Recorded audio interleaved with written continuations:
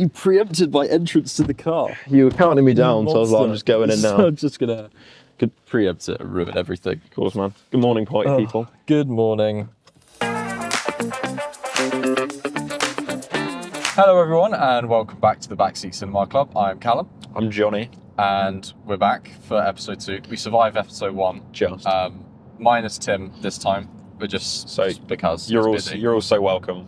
He's actually setting up our new. He's busy this morning setting up our new storage solution. We got a new NAS. We got like 100 terabytes of storage coming. Sounds really interesting. Yeah, that's not a good way to start a podcast. So we're going to move swiftly past that. Yeah. Jonny.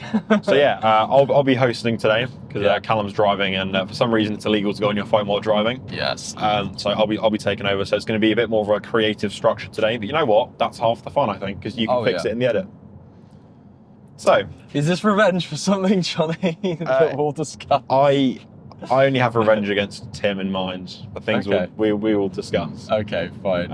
Anyway, so the first thing, as always, is what have we been up to recently? So, Callum, Swan, what have we been doing recently? We have been making a music video recently. Yeah. With our friend Zena. Yeah. So that was good. Yes. So I was directing that. Tim was DP. Jonny was. I was gaffing. And CEO of Lit. The CEO of Making the Shots Lit. Zena called me. It's what she called you. Yes, and that was 2 weekends. So we had last weekend we were in Harrow, filming in a forest, and then Harrow Arts Centre, which is like this amazing old like school that's been converted into a theatre. It had this big stained glass window at the back and everything. Yeah. Like it was really beautiful. Cool. Yeah, the behind the scenes stuff's on our social media, and you'll see it, and it's just chef's kiss. And then 2 days ago we were in a house in northwest London at like this big marble semi-mansion house, and it was good. Yeah. It was like some of the best stuff we've ever shot, maybe, I hope. Yeah. It had like, because like if I compare the two shoots, we were shooting in the art centre, that had like the big feeling of the location, because like I mean it was a big location to shoot in, like a large amount of space to light. There was a great set of lighting rigs in the ceiling. I won't bore people with that one, but I think the main thing with the shots in the house was they had a kind of the feeling more to it, I guess, because like everything kind of like a dreamy kind of vibe anyway, but there was more of like the sentimental kind of feeling was hit home in the house, I think. Yeah. Without getting too far into the narrative of the video. Yeah. There was some like basically themes around aging and memories through your life, and the way that like in terms of casting and production design we achieved that. I mean, particularly the last shot of the day. Yeah. With Zena's Nan. I mean, that was Roxy the first AD, we were sat there watching that on the monitor, having a little cry as we were rolling the takes. I got all emotion during the shoot. That's what you want. That's what you want. Yeah. It was nice to be like directing and like actually have like be feeling what you're watching, and it actually resonating. Things feeling authentic, which when I was going through and doing all the dailies, because I'm doing all the colour work for the project, and so I was doing all our dailies as well, and I was just going through everything again yesterday, and it was the performances from just both of them, because like they're related, so it's not like they have to like, they're not like two actors trying to like build chemistry, like that's actually Zena's Nan. Yeah. So it's very authentic. No, it was brilliant. It was beautiful. And shout out to Zena's mom for the catering. Yeah, as well. as always. It's the glue that held the shoot together. The most spoiled you'll ever be on a shoot. I've never felt so bad being like, I promise you, like I am full. Like I'm really sorry, but I've eaten enough food. I'm really sorry. Yeah. It was really good. It was wonderful. And then we had extras as well. We had like 10 extras, which were for a couple of scenes, and they were all brilliant as well. They were all really professional. Yeah. Just cracked on with it, and showed up, did the scenes, did exactly what we needed. Yeah. And then went, and that was it. It was a big whirlwind in the middle of the day, having them there. But I mean, it was a nice structural break, like kind of like break. I thought, because we had the whole morning of just us lot, and then we had like just different people rolling in and out all day, which kind of meant that the day never got stale, I don't think, even though it was a very long day. So at the time of recording this, the Deadpool and Wolverine trailer came out yesterday. I assume you've seen it. I have. Wonderful. It is exactly what you would expect from a Deadpool trailer, so it's full of all the inside jokes, all of the breaking the fourth wall. But it's interesting just to have a character like Wolverine, who's come off like Logan and all that kind of stuff, like super serious, go up against someone like Deadpool. Is it the right thing for Hugh Jackman to come back? I'm guessing so, based on the premise that we've seen from the trailer, the TVA from Loki, the Temporal Variance Authority, who deal with all the different multiverses, are involved. So I'm guessing we're getting a Logan from a multiverse. Yeah, I mean, they were kind of saying like he screwed up in his own one, and then he's now here. Mm-hmm. But I don't think it is supposed to be the Logan one or the one from any of like the Fox X-Men films. Yeah. I should imagine Hugh Jackman would have said, I'm not coming back if it's that version of the character. Yeah. He's like, I quite liked where it was left. Yeah, definitely. But yes, it tonally, they seem to have managed to keep a continuation of the Deadpool tone, unsurprisingly. Mm-hmm. And I think they're just the amount of inside jokes will just be, we're in the MCU now. Yeah. So like the final bit from the trailer was a joke about Kevin Feige not allowing them to talk about cocaine or whatever. Is this Marvel's first 15 rated film? I do believe so. I do any think of the so. TV shows? As far as I can find from a quick Google search, this is going to be Marvel's like hardest, as far as like just content wise, piece of media ever. Interesting. Okay. I mean, this kind of links into what we were saying last week, 2 weeks ago, about the change is not to do lots of big things linking together and characters from multiple films coming together. It's to do something experimental and different and see what works. Yeah, I mean, it's like you always get it with genres, like they go through the phases where they start to enter, like they say, like when they hit their peak or whatever, it's like where does a genre or a trend go next? Yeah, exactly. They either get reinvented or it becomes parody. So we're at that phase now where they're kind of... Yeah. I don't think we've hit parody yet. No. I mean, She-Hulk at the end goes all meta and introspective. I haven't seen it. I have seen it. Yeah. It's not great. But at the end, basically, she like goes through into like a version of Marvel Studios and meets the Feige bots. At the Received. And that's how that ends. So make of that what you will. But yeah, I guess my reaction is the end of the number plate of that Nissan over there. Bold of you to assume I can see that far, even with my glasses on. Okay, right now I can see it. It's WTF. Yeah. For anyone wanting to know. Do you want to just do the quick update on Civil War following up from last week? Yeah. So 2 weeks ago we mentioned that A24 have got their biggest movie of all time, Civil War, that's come out with a reported budget of $50 million.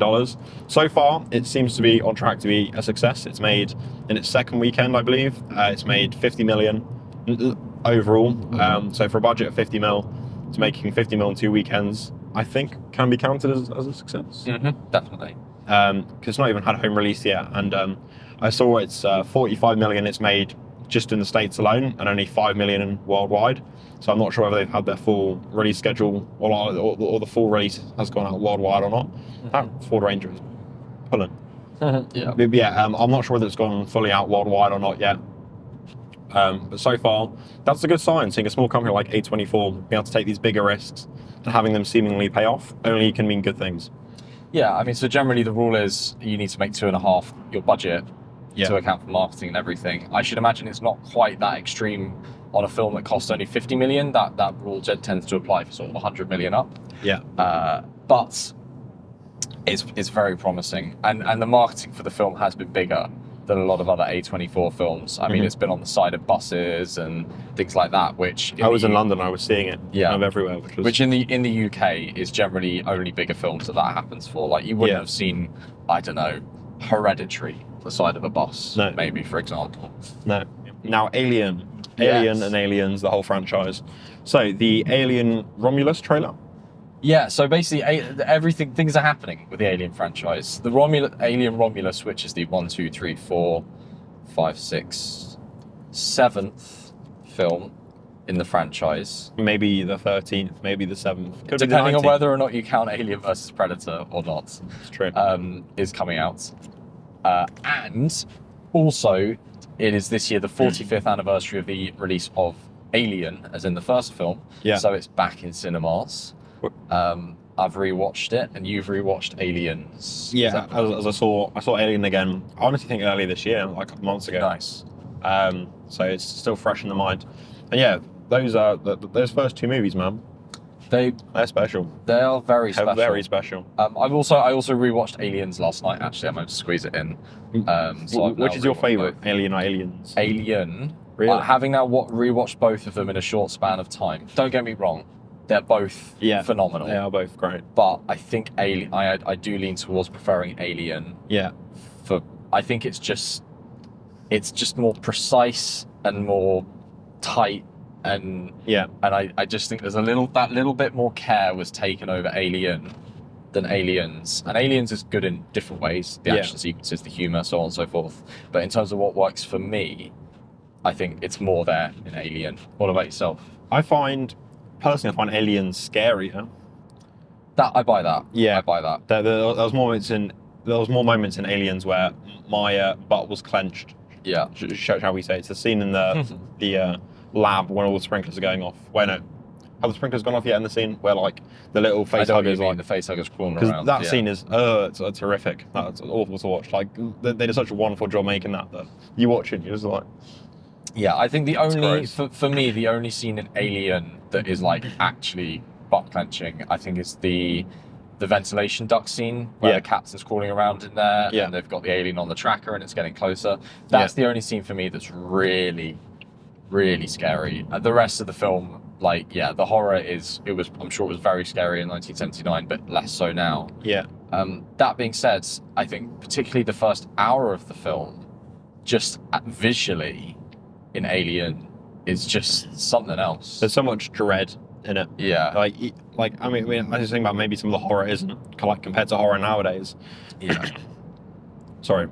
You're just coughing up a lung. You're dying. So like compared to nowadays, like horror is in a much different place to kind of where it was then. What audience finds scary is different, and like you can kind of feel that. But like dread, tone, still a mood. Thing. Yeah. It's so heavy in that first movie. I think Alien, it looks about 10 years newer than it actually is. If not more. Yeah. Honestly, if not more. It's aged very well.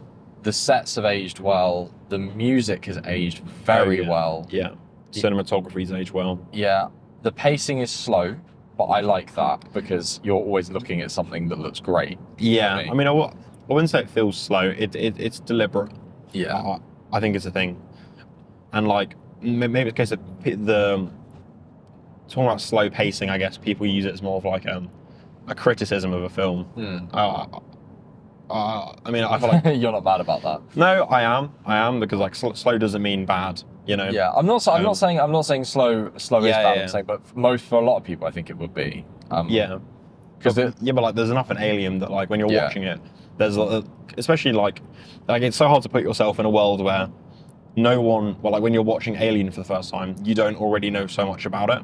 Because like we grew up in a world where like it was a fact. Like everyone knew about the chest burster scene. Everyone knew about. But imagine going into that movie, and then like you watch this thing on the dude's face, and you're like, well, he's fucked.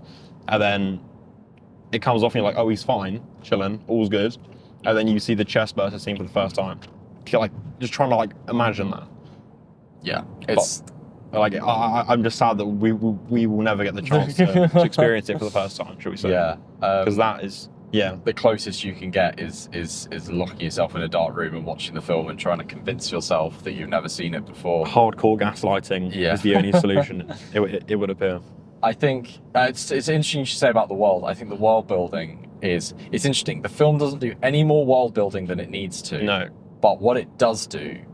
It does perfectly. I mean, if you look at the franchise that spawned off it, just from like the first film, I mean, even like the second movie kind of like took it and built more upon it and gave more world building. So like, they're both amazing movies. So when I say that I prefer Aliens, it's not like I'm trying to like they're both amazing, and I'm really not saying that Alien like they're both amazing movies, but I just prefer Aliens that little bit more. I think xenomorph is scarier in the second one, and it's a horror movie called Aliens. It's all about the aliens. I think character-wise, the second one's also stronger.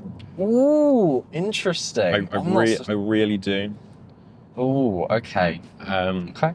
Ripley's definitely better in the second one. I think they just have different approaches to character. Yeah. I think there's a lot of yapping in Aliens. Yeah. And I used to like that. I used to find that funny. I used to love the whole, oh, who put her in charge, man? It's game over, man. It's game over. Like, I used to love all that. But that now, guy's just... It's Bill Paxton. But now I'm kind of like, this is good and this is entertaining. But it's actually taking me out of it a little bit. Yeah. I mean... Which I guess for you isn't the case. Yeah, I mean, when I'm sitting and thinking about what I like character-wise about Aliens, a lot of it is building upon what happened in the first movie. So like, if we're looking at Ripley, it's like how they deal with her mental like trauma from like, you know, nearly dying to a fucking huge alien that tried to like kill her. Yeah, and that element is inside of her. I agree that Ripley is a stronger character. But like, it's building off. It's like it's so hard to like take one, I think, without the other, because they kind of like they complete each other. I think. Like, it's hard to imagine just Alien without aliens afterwards. Yeah, I mean, that was the reality for 7 years, I guess. Yeah. And then James Cameron did, I don't know if this is real or not, but it's the pitch meeting. Yeah. There's like an urban legend that when James Cameron was pitching Aliens, he went into the studio on like a board at the front, he wrote Alien, and then wrote an S at the end, and then turned the S into a $sign. And I like to think that's true, because it's the most like James Cameron thing I've ever heard in my whole life. And it's a great story. And it's also a great pitch, because... It's a very James Cameron way to pitch a film. I have to agree. I think, Ripley definitely receives more characterization. And I think her as an iconic feminist character is probably more coming from Aliens than Alien. So I'll give you that. I think the dread in the first film is stronger. I think the production design, I think the cinematography and the production design and the lighting design is more precise in the first film. Yeah, and I think that's I think that's just different. That's not. It's not better. Yeah, it's just more different. Precise. It's different. And for me, that's what does it for me more. Yeah. The second film, it is more fluid and a little bit loosey-goosey, and the camera's on a steady cam more moving through the sets than it is, than it is just methodical dolly moves or racks or tripod moves, which is what a lot of the first films. I mean, that sequence in the first film, there's no dialogue for the first 10 minutes. They're just the camera's just moving through the spaceship. It's just showing you the spaceship. Like trying to imagine a world where you've not seen Alien. Yeah. Like, I think part of the reason I prefer Aliens is because like my first time watching Alien, and every time since, I've known basically what was going to happen in the whole movie the whole time. So like, I think if you can go into the two movies truly blind, Alien is better, because there are things in there that will just like, that will shock you, and you'll be like, like as I mentioned, the chest burster scene, like you see that for the first time without knowing it's coming. Like, Lord have mercy on your soul. But like, John Hurt's performance is you really believe it. He did not hold back. No. Yeah. But then in a world where you know that Alien, but in a world where you've seen everything, you know what's happening in the first movie, and like you're familiar with it, I think Aliens works better for me as an audience member like that, purely because, I mean, it's designed as a sequel. I'm trying to imagine a world pre-Alien. Well, this is the other thing. Both those first two films are massive leaps forwards. What could be achieved. We've already discussed how ahead of its time Alien looked. I think particularly the first hour, I think, is extremely ahead of its time. I think as soon as you get into things like Ian Holmes' separated robot heads and some of the creature effects, we start to get the creature effects in the second movie. But the second film, to this day, they hold up. Yeah. Like I was watching and I was like, I forgot how good it looked. Because like there's some stuff that you watch when you're younger, and you go like, oh, that looks amazing. Then you watch it again when you're a bit older and go, it doesn't hold up. But no, that second movie, as I said, the butthole was clenched many times, and it's just so, it's real. The other trick is showing the creatures in darkness the whole time. Yeah, but in Aliens, that's not always the case. In the first one, it was, but in Aliens, it's still mostly dark. Yeah. By the time Alien 3 also is mostly in darkness, but Alien Resurrection so this is now getting onto the later films. Alien Resurrection and more recently, what's the one after Prometheus called? I've actually forgotten what it's called. We need to know. Alien Covenant. Yeah, that's Alien Covenant. They had the cardinal sin of showing the xenomorph in like it's a daylight. Shot. It's the trailer shot of it outside. Yeah. I mean, you know, the visual effects artist that made that, respect. However, because that is a great, like, it's like dribbling. There's so much, like, it's so. Yeah, they've done everything they can. It looks brilliant. It's it's such a brilliant effect, but creatively, I wish it was dark. Just put it in the dark. Just do it at night. So could still be outside. Could still be clinging onto the side of a spaceship. As a universal rule, but do it at shout out to visual effects artists. Yeah. Because they are. Yeah. They hold the industry up. Yeah. They really do. Every like we can just make it or fix it in post idea. Yeah. They have to deal with that. But yeah. It's not their fault that it's like they're having to show a creature in the space where it shouldn't be shown. No. And then we have Alien Romulus trailer. Is it bad that I've forgotten what happens in the trailer? It looks remarkably similar to the trailer to Aliens. Alien. Yeah, it does. Because they open like the long shot through, which does the corridors. It gives me hope that they're kind of just going like, right, what's Alien, the franchise, all about? What are these creatures all about? What's all this? And then going like, right, let's just do that. Yeah, they're moving past the big milky white like giant guys, and what they're called, the architects. I can't remember. Yeah, I can't remember. Whatever they do, they're moving past, and the androids and Michael Fassbender and all. They're moving past all that. I mean, it looks like it's, you know, when you get that deep into like a franchise, you have to take risks. You have to try and find a new thing that works. Try and see like, is this the next thing? Because like no one ever sets out to make something that's bad. No one ever sets out to make something that's like too big and too weird that it just doesn't work. They're all like, we reckon this is what is going to work. This is what is going to be the new thing. Let's take it in a new direction. And sometimes it works, sometimes it doesn't. And like that's okay, but it's better they tried than just went, let's remake Alien 9 times. That's true. That's true. Which I think Alien Resurrection is probably the closest to just trying to remake Aliens. Yeah, I respect that Prometheus and Covenant are trying something new. Yeah. It's just a shame about the scripts.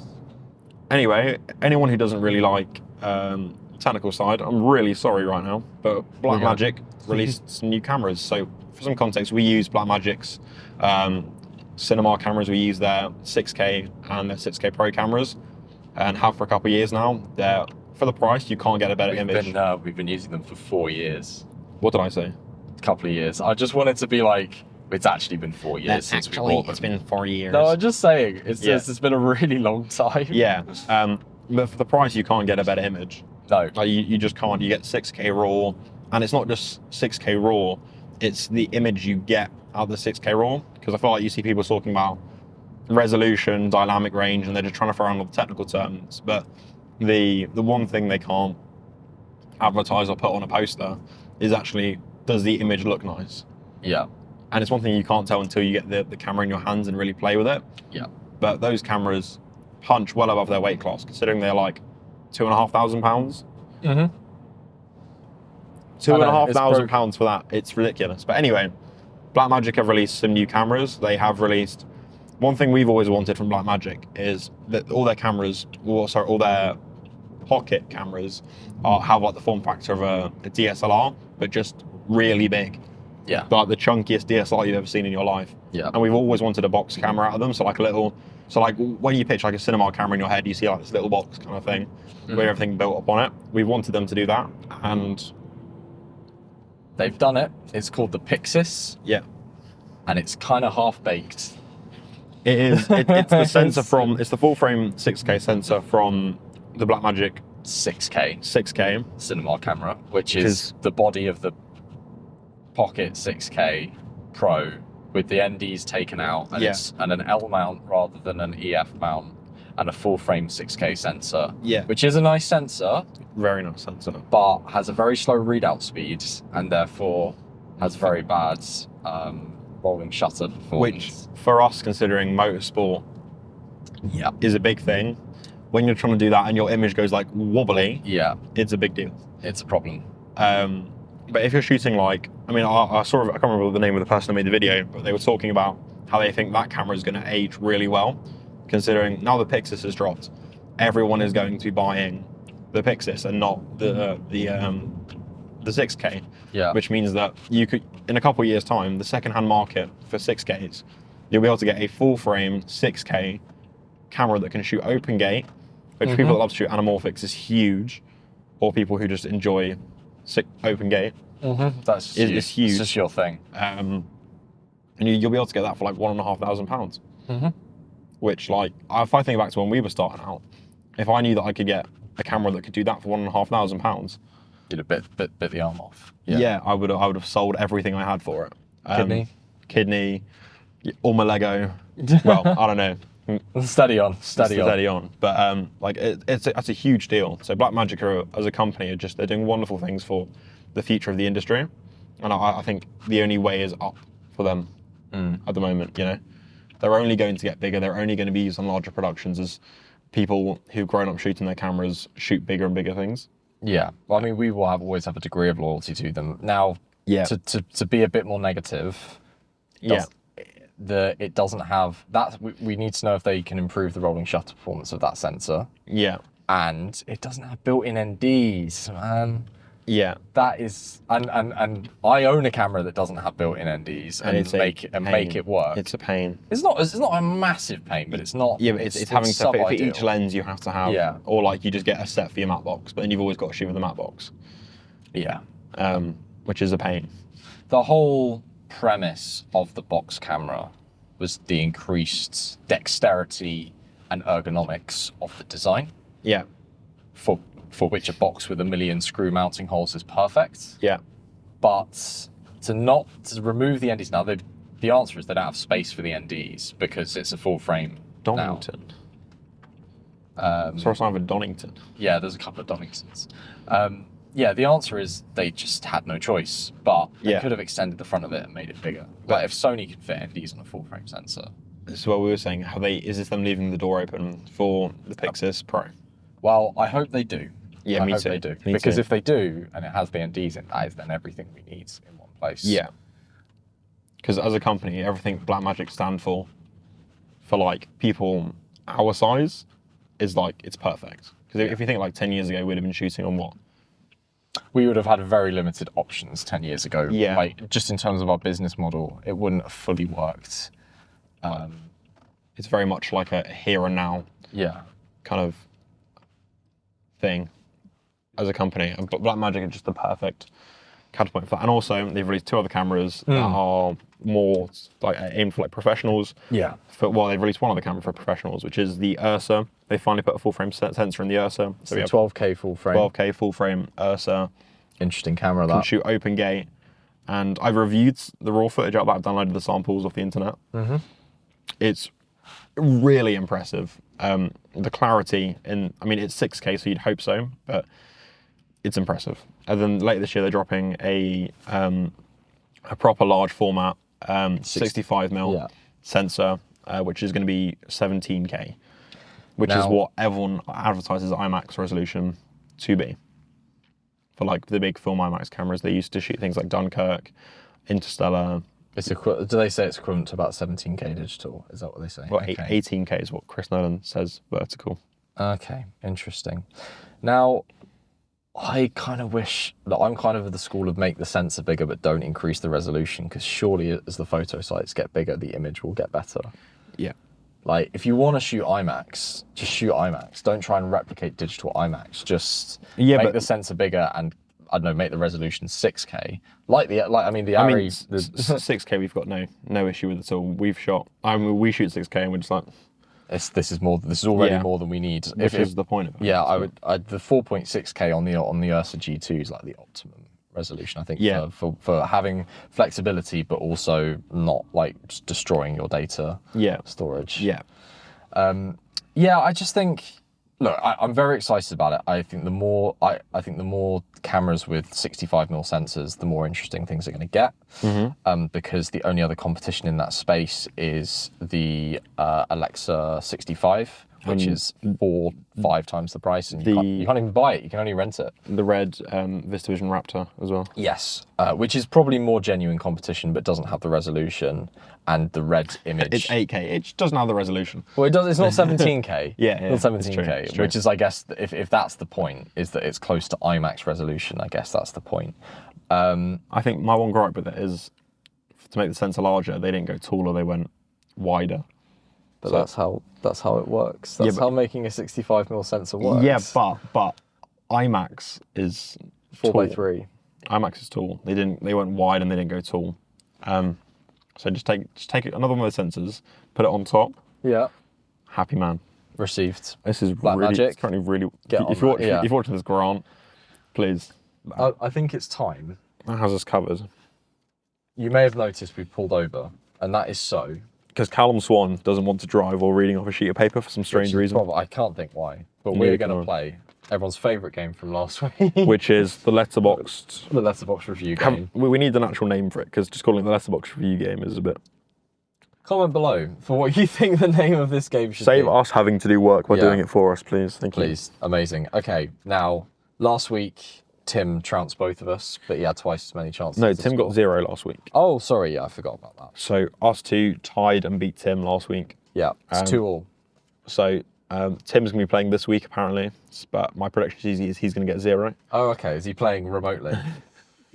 He's phoning in, according to the producers. Cool. You went first last week, so shall I go first? Take it away, my friend. Okay, so to refresh the rules of the game. Yeah. We're going to read a letterbox review of a film.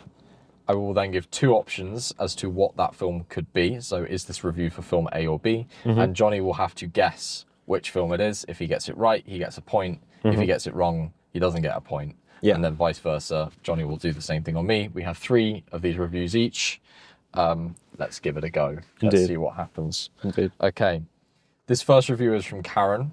Every adult performance in this film is deranged, and I love it. Is this a review of Harry Potter and the Prisoner of Azkaban, or Spy Kids 2, The Island of Lost Dreams? I don't think I've ever seen Spy Kids 2. It's the one with Steve Buscemi and going, do you think God is... do you think God fears his creation or something? I'm assuming you've seen Harry Potter and the Prisoner of Azkaban once or twice. Many times. That is the best Harry Potter movie, and that is as a big fan of the books. Okay. Best Harry Potter movie. The adult performances are fine in that movie. But this is a letterbox, like as Tim was saying last week. Well, I mean, Tim got 0 points, so I guess it was a bad strategy. I've tried to make them trickier. I responded to the feedback last week and tried to make them trickier. So if I'm going on like the logical answer, then it would be Spy Kids 2. Yeah. But then it's the case of, because you just gave me like a demo of one of the performances, and it sounds a bit like what. Yeah, I mean, your Harry Potter 3, you've got, just to throw you off more, Harry Potter 3, you've got, why don't you run along and play with your chemistry set? Which is not even deranged. At a bar. He was, Gary Oldman was, he was cooking with that one. So and then Spy Kids 2 is a Spy Kids film, no further explanation required. Yeah. Go on. You know what? I'm gonna vote with my heart. Yeah. Instead, I'm gonna have some faith in you as a person, and I'm gonna say Spy Kids 2. It is Harry Potter and the Prisoner of Azkaban. How my faith in humanity has not been rewarded. Okay. So my one is, so no head, question mark. Is this for David Fincher's 1995 movie Seven, or Ari Aster's 2018 movie Hereditary? Yet again, the review is so no head, question mark. I mean, that could be either. I'm going to go 7. It is indeed Hereditary. Oh, no! Okay, no points. No points so far. Okay. It's a good start. This review is from The Green Giblin. and it is a musical-themed review. This should have won Best Original Song at the 2004 Oscars. Is it Thunderbirds or The Polar Express? If Thunderbirds didn't win, it should have won. So purely as a principle for how hard the Thunderbirds theme song is, Yeah. I'm going to go Thunderbirds. Because no, you don't even want to ask me which song from The Polar Express. I don't even want. Yeah, but I've seen The Polar Express more times than I care to admit. And it's a great movie. Yeah. It's very creepy. It's a great movie. Yeah. But there is not a single song in that is better than the theme for Thunderbirds. Okay. So if Polar Express has won this, neither film won Best Original Song at the 2004 Oscars. Polar Express was nominated, but the answer was Thunderbirds. Good. So my faith in humanity is Johnny. It's 3-2. Slightly restored. It's 3 to Johnny, 2 to Callum. Oh, we're doing this like an overall every episode. Oh yeah. We'll be on like 50 points in like 6 months' time. We're gonna have fucking cricket scores in a little bit. Brilliant. Okay. So this next one is slightly related to our one from last week, and it is laughed when they were talking about the fish. Is this from Andrew Stanton's 2003 movie Finding Nemo, or Martin Scorsese's 2019 movie, The Irishman? The review is laughed when they talked about the fish. The Irishman, there's a scene in the back of the car. Yeah, there's the fish, and they're just yapping about the fish on the way to whack Jimmy Hoffa. Something I've talked about. Spoilers. It can't be Finding Me. That's so specific. But they talk about the fish. It's a whole movie about fish. And I don't think people are sober when they write these. We only have content because of it. Okay. Laughed when they talk about. I mean, the fish scene in The Irishman is very. I wouldn't cut it, but it is very out of place. But it's perfect. I wouldn't even say it's out of place though, because it's part of the awkwardness of that. Yeah, part it's of the like film, isn't it? I mean, it's also just it shows like their perception of violence. They're at that point where they're off to murder someone. Yeah. And they're more concerned about the smelly fish in the car. Yeah. And the fact they're about to kill someone they've been friends with for how many years. I'm going to go with The Irishman because it's so specific. It is indeed The Irishman. Yes. Okay. Congratulations. 3-all. 3-all. Last one from me. Okay. This is from Uzziah. This is good if you completely ignore that film is a visual medium. Is this a review of The Wonderful Story of Henry Sugar, in which the characters just say the lines from the book while looking at the camera? It's the Wes Anderson short film. Yeah. Or is it a review of The Martian? Oh, that's cruel. What's the review again? This is good if you completely ignore that film is a visual medium. Well, The Martian has got visual storytelling in it. And I haven't seen the Wes Anderson short. So to fill you in a bit on the Wonderful Story of Henry Sugar, it's I think they basically just it's the short story, and the script is just the actors looking at the camera, saying the lines from the short story, and like when there's dialogue, they like turn and talk to each other, but all the narration is just spoken to camera, and then the set moves around them, so it's all very staged in that respect, and like very Wes Anderson.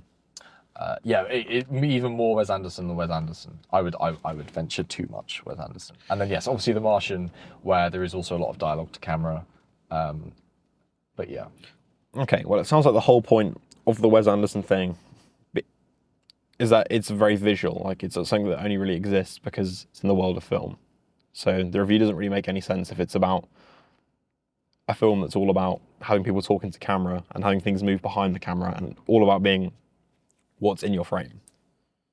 So it wouldn't make any sense if that was about that, but it is Letterboxd. Yeah, I mean, I would agree with I would agree with that as a criticism of The Wonderful Story of Henry Sugar. I think I don't like how that was done. Okay. Well, I'm gonna go with The Martian. Purely because it's Letterboxd and people love Wes Anderson. Yeah, that's so anyone true. who criticises Wes Anderson on Letterboxd it was The Martian. My brain is so big. Sometimes it hurts. A monstrous brain you have there. There Indeed. we go. Okay. So the very final one is, people don't know how close I am to doing this. It's written by user Luke. Is this about the 2020 movie Unhinged or the 2000 movie American Psycho?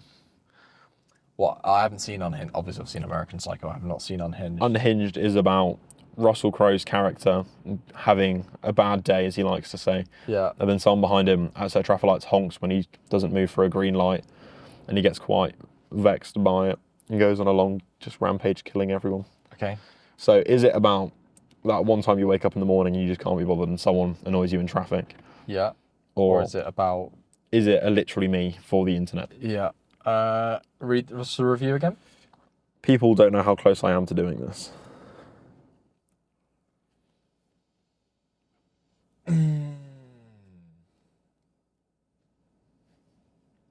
Unhinged. You're gonna go with Unhinged? Yeah. It is actually American Psycho. No! I'm sorry to say. Wow. Because it is the internet. People go, oh, literally see a psychopathic murderer and go, this is literally me. Okay. Because the internet is a really sane place, kids. Great place for everyone to spend their time. Avoid the internet. Please at do. all costs. And that's why we're making a show. That's why for the we're internet. doing this for you. It's so you don't have to. Yeah. And also so you spend more time on the internet consuming content, because that's what everyone needs in their life, more content. So at the end of that round of letterbox reviews, Johnny, you have 4 and I have 3. I have 3. And Tim still has 0. Tim got none of the answers correct. Yeah. It would appear. So Better luck next time, mate. I really hope you can score. Awesome. Yes, thank you so much for listening to this episode of the Backseat Cinema Club. We will be back in 2 weeks' time. And yeah, don't be strangers. Thanks so much for watching. Don't be strangers. Yeah. Don't be strangers, kids. What does that even mean? I don't know. And cut. Cut. I don't really get the saying, but everyone says like it's hot when like a stare off against the cat. I think that's It's pure not. cat. It's really not. Especially not if it's an orange cat. Just literally like, If it's an orange cat as well, they have crumble. 0 concentration. they just crumble. I feel like winning a staring contest against a black cat or a tuxedo cat, I feel is a more difficult Tuxedo cat proposition. is such a wonderful name. Well, they're a thing. They exist. They're real.